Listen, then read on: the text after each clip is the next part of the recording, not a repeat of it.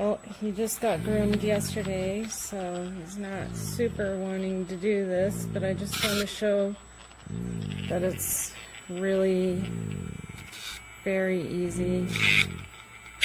It's very quiet with almost no vibration.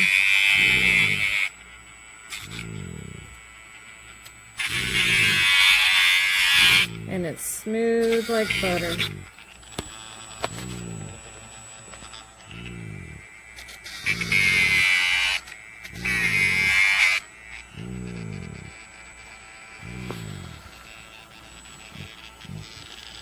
So this is on the slower speed.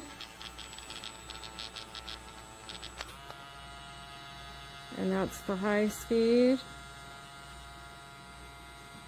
It's very light.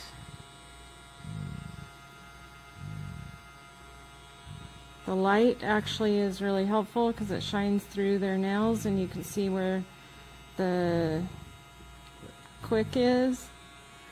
And then you just give it a push to turn it off.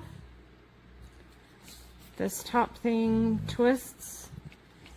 We have little dogs too, and I leaned their nail right up into that little area, and it just really couldn't work any more perfectly.